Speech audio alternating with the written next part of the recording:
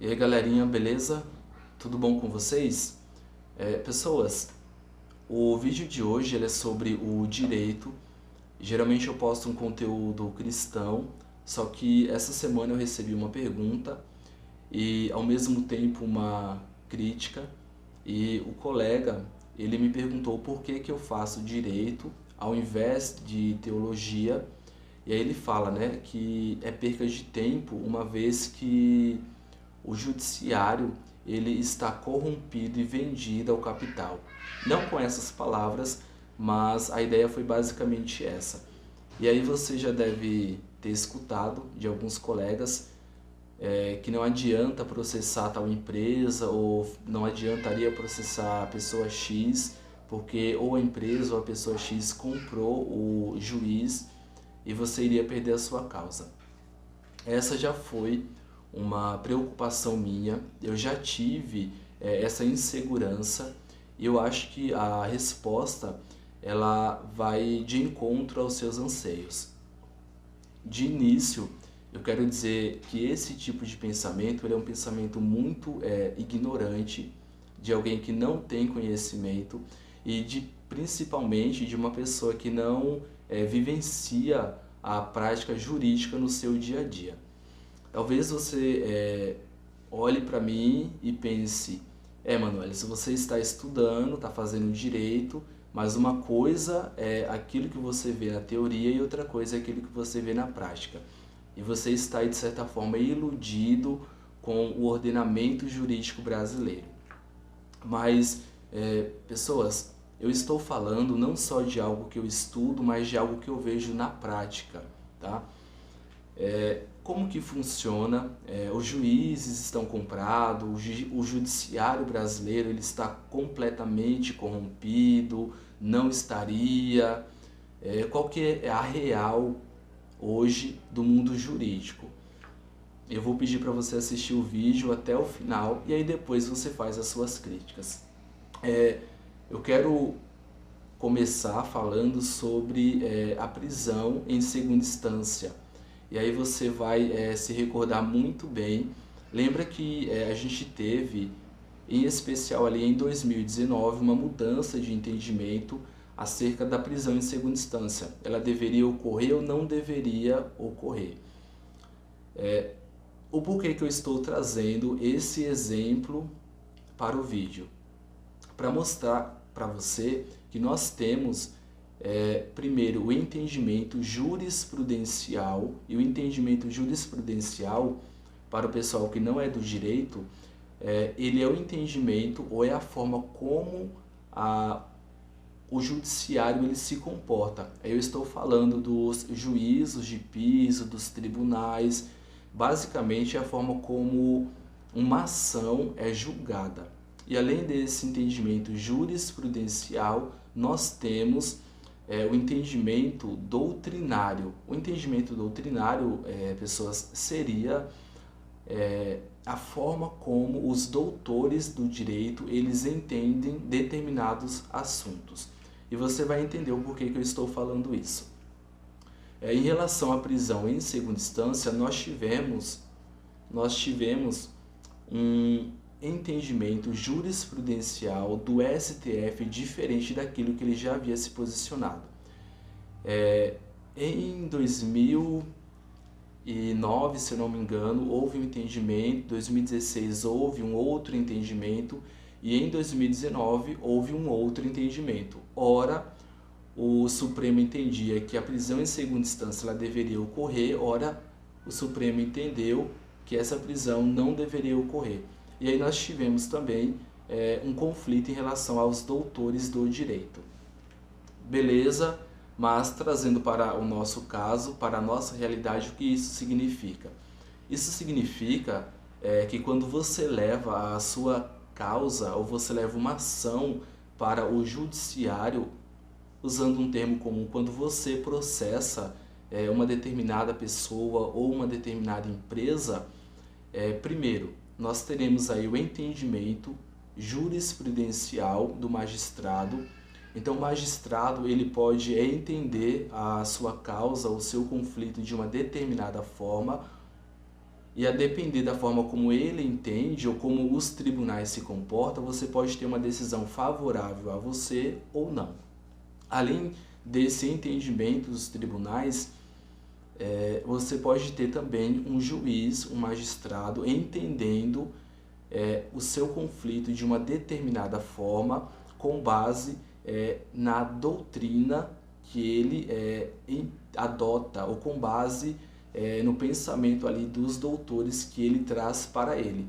E aí você pode, só a título de exemplo, ter uma decisão favorável e, em segunda instância, essa decisão pode não ser favorável.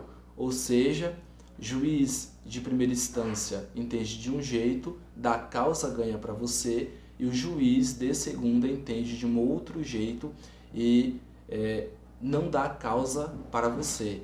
Você perde a causa. Então, assim, quando o pessoal fala que o judiciário ele está corrompido, ou que fulano processou tal empresa e perdeu a causa, não significa que esse magistrado ele esteja corrompido ou ele esteja vendido. Na verdade, a gente tem esses entendimentos jurisprudenciais e doutrinários diferentes. Eu não vou dizer para você que nós não temos dentro do judiciário magistrados corrompidos e vendidos ao capital. Isso é um fato. Eu seria ingênuo de afirmar o contrário, só que esse pessoal corrupto e lameiro não é a maioria. O que acontece é que a grande mídia ela vai dar destaque, vai dar palco justamente para esses esses atos aí de corrupção, de escândalo, porque é o que dá audiência. Só que como a mídia, tanto a grande mídia quanto a pequena mídia, ela dá palco para esse tipo de fato, de acontecimento, a gente acaba absorvendo isso e tendo a sensação de que todo o judiciário está corrompido, mas esse pessoal é a minoria. E aí existe as diversas ferramentas do direito que um advogado ele pode utilizar para frear ou para solucionar esses atos de juízes e até promotores e desembargadores contrário à lei. Eu vou dar 2 exemplos para vocês.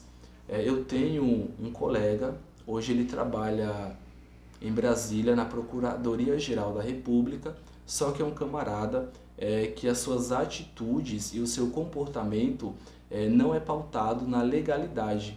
É um camarada que já cometeu aí alguns crimes, mas eu tenho também pessoas próximas a mim que são pessoas extremamente corretas, que pautam a sua conduta nos princípios legais, nos princípios éticos e princípios morais, e alguns até nos princípios cristãos.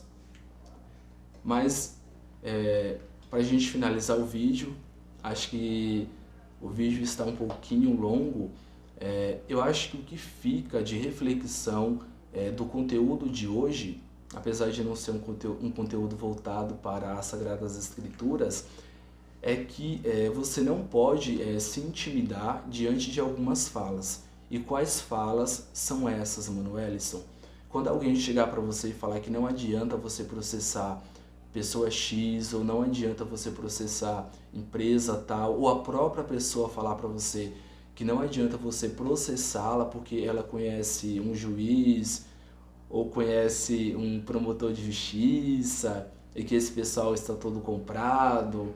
Essa é uma fala ignorante e é uma fala que tem a tentativa de te intimidar e de tentar persuadir você a desistir, só que a realidade é completamente outra. A realidade é bem diferente dessa fala. E aí, como eu disse, a depender do entendimento jurisprudencial ou a depender da doutrina que o magistrado adota, você pode ter a causa ganha ou não. E uma outra questão que me veio à mente é em relação às provas que você apresenta. Não adianta você ir ao judiciário e falar assim, olha, fulano agiu dessa forma e a conduta dele é uma conduta criminosa. Eu quero que você condene ele, juiz. Não adianta você fazer isso se você não tiver provas. Você precisa, além de vídeos, de testemunhas, de pessoas que presenciaram o fato, você precisa, na verdade é o que você precisa, né? Em relação ao meu colega que eu falei, que tem uma conduta criminosa, o que trabalha em Brasília na Procuradoria-Geral da República, eu não iniciei uma ação contra ele, ou eu não o processei porque eu não tinha provas. Seria minha palavra contra a dele e aí eu iria perder a causa. Então, assim, um outro probleminha que a gente tem é em relação às provas que deveriam ser apresentadas e algumas pessoas não apresentam, tá? Mas é isso, tá, pessoas? A lei hoje, ela se faz valer, basta você ter um bom advogado, ter um conjunto de provas robusta e, além disso, aí vai depender também da doutrina que o juiz ou magistrado adota ou a jurisprudência que já está consolidada no mundo jurídico, tá bom? Eu acho que é isso, tá, pessoas? Sem contar, só pra gente finalizar, quando eu começo a conversar eu não paro mais, hoje a gente tem a opinião pública ao nosso favor. Hoje você tem aí um celular na mão, então tudo que é feito hoje pode ser filmado, pode ser divulgado nas redes sociais, pode ser apresentado como prova. E aí, por mais que digamos, né, que determinado juiz, não é esse o caso, tá?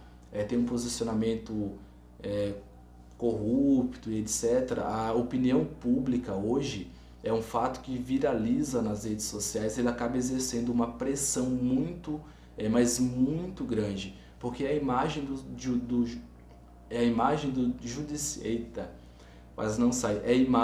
do judiciário que está em xeque, tá? Mas basicamente esse pessoal aí, lameiro, é a minoria, tá bom? Abraço, espero que você tenha gostado do vídeo. Qualquer dúvida ou crítica pode comentar aqui, tá bom?